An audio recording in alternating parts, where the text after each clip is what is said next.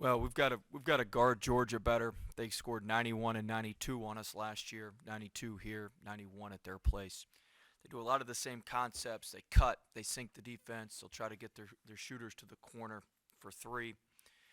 So we've got to do a good job, much better job guarding them than we did at any point last year when we played them. We beat them in overtime here. We got drilled at their place.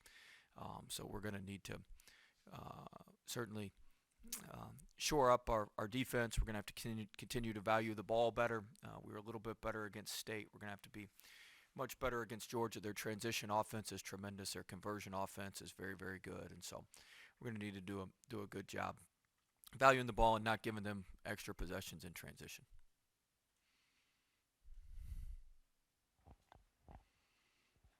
What is it in Tari's game that gets unlocked when Xavier's on the field on the floor? Just getting it to him in the right spots at the right time. I mean, everything's timing. Uh, the passes are just better. Everything's better. The spacing's better. There's a difference between throwing a strike and throwing one that's low and outside. Low and outside, you can't do much with. The strike, you can take off and attack and do what you need to do. And so, um, there's a big difference in all that, and it helps the timing with everything. Obviously, Georgia's struggled a bit this year, but on offense, their free throw attempt rate is 13th in the country. Has that 13th been? in the country in free throw attempt rate. They're 11th in the country in foul rate and drawing fouls. And so that's a major issue. Number three does a great job driving downhill, getting right. Does a tremendous job physical, putting his body into you. I watched him a lot at junior college. He comes from the same junior college Charles Manning came from. Tremendous program at Florida Southwestern, and they've got a phenomenal coach, um, Coach Murphy, Eric Murphy, who does a tremendous job, and he does a great job getting downhill. Cook does a good job drawing fouls. 23, the big kid inside, if he's either finishing at the rim or he draws a bunch of fouls. So they do a really good job living at the free throw line. That's part of the reason their offense is very good.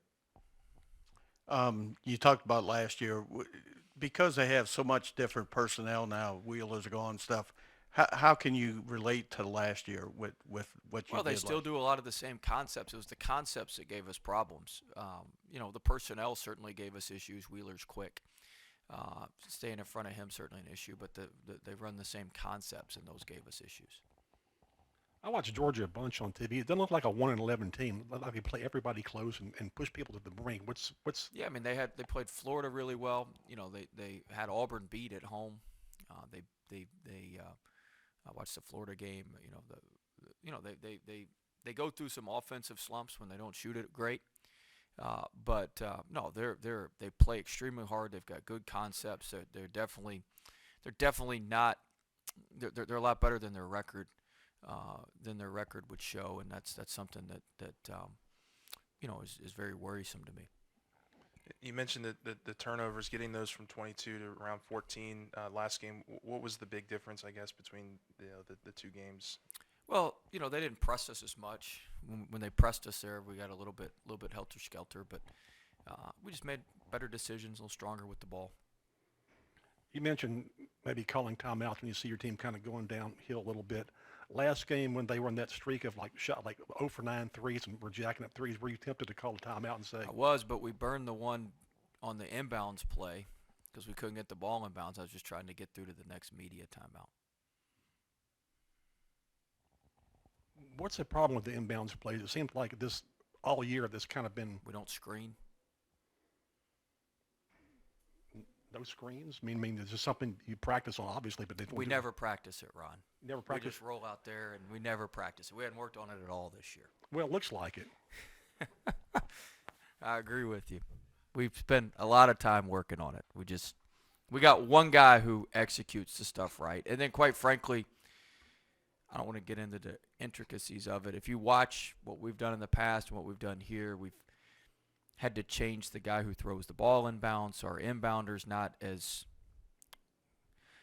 based on inbounds. You got to throw it. You got to anticipate. You got to know what you're doing. You got to throw it before the guy breaks wide open. And we just wait and wait and wait. We have guys wide open. You go watch the tape. We got guys wide open all over the place, and we don't throw them the ball. I'm curious what the results of your rebounding study showed. I'm not going to share that. I was right.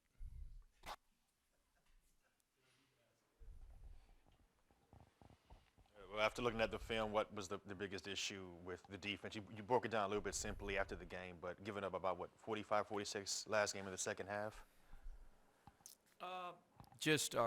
One was the fouling.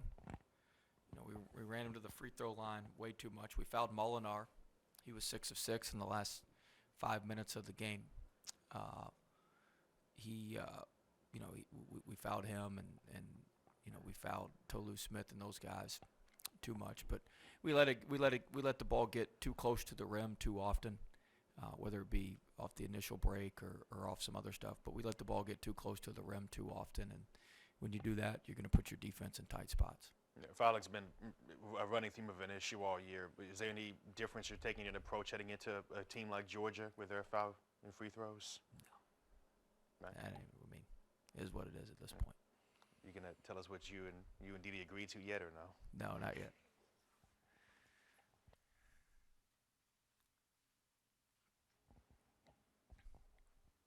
I mean, with Sharif playing well and Efton and Tari and Alex, just where would you say you're at with their front court rotation just at the moment?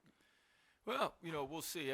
Every team's different. Georgia doesn't play traditionally two bigs, so it'll change our rotation a little bit just based on their personnel and who they play. But certainly, I feel like Sharif has played well. I talked to him yesterday. We need some consistency.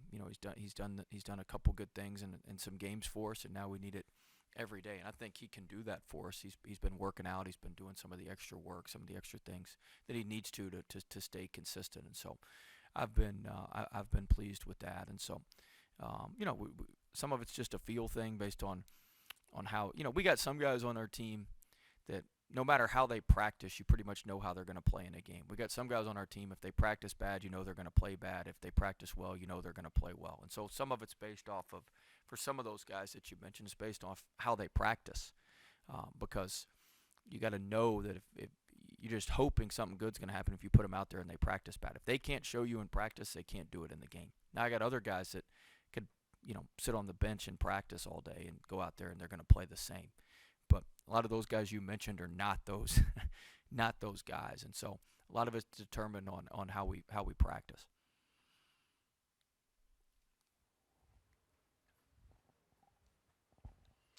As you're getting healthy and winning again, are you eager to prove down the stretch this is who we are and not the team that struggled in the middle there?